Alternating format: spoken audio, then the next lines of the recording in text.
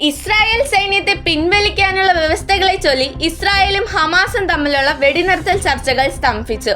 Palestine പ്രദേശത്ത് നിന്ന് Israel സൈന്യത്തെ പിൻവലിക്കുന്നതിന്റെ വ്യാപ്തി സംബന്ധിച്ച് ചർച്ചകൾ സ്തംഭിച്ചിരിക്കുകയാണെന്ന് ദോഹയിലെ ചർച്ചകളെക്കുറിച്ച് ഇസ്രായേലി പാലസ്തീൻ വൃത്തങ്ങളെ ഉദ്ധരിച്ചുകൊണ്ട് റോയിറ്റേഴ്സ് റിപ്പോർട്ട് ചെയ്തു.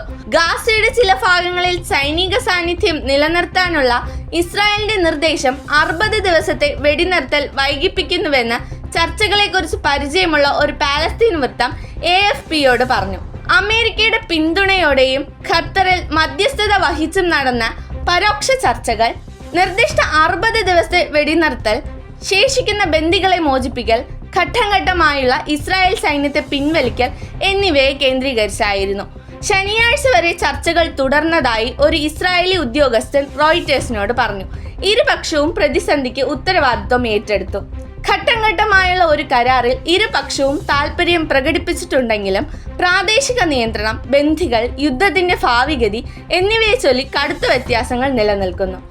മാർച്ചിൽ ഇസ്രായേൽ ആക്രമണം പുനരാരംഭിക്കുന്നതിന് മുമ്പ് കൈവശം വച്ചിരുന്ന സ്ഥാനങ്ങളിൽ നിന്ന് പൂർണ്ണമായി പിൻവാങ്ങണമെന്ന് ഹമാസ് ആവശ്യപ്പെടുന്നു.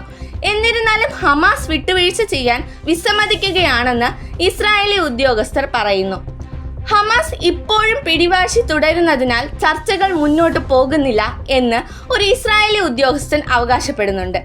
അതേസമയം യുദ്ധം അവസാനിപ്പിക്കുമെന്നും പൂർണ്ണമായി സൈന്യത്തെ പിൻവലിക്കുമെന്നും ഉറപ്പു നൽകാൻ ഇസ്രായേലിന്റെ വിസമ്മതമാണ് പ്രധാന തടസ്സങ്ങളായി ഹമാസ് ആരോപിക്കുന്നത്.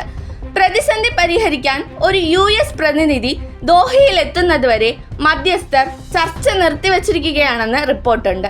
യുദ്ധം അവസാനിപ്പിക്കുന്നതിനുള്ള ഒരു കരാർ ഉണ്ടാകുന്നതുവരെ ബാക്കിയുള്ള ബന്ദികളെ ഏകദേശം 49 പേരെ വിട്ടയക്കില്ലെന്ന് ഹമാസ് വളരെ കാലമായി വാദിച്ചിരിക്കുകയാണ്. എല്ലാ ബന്ദികളെയും മോചിപ്പിക്കുകയും ഹമാസിനെ സൈനികമായും രാഷ്ട്രീയമായും ഇല്ലാതാക്കുകയും ചെയ്യുന്നതിനു ശേഷം മാത്രമേ പൂർണ്ണ വെടിനിർത്തലിന് സമ്മതിക്കുകയുള്ളൂവെന്ന് ഇസ്രായേൽ ഉറച്ചു നിൽക്കുന്നു.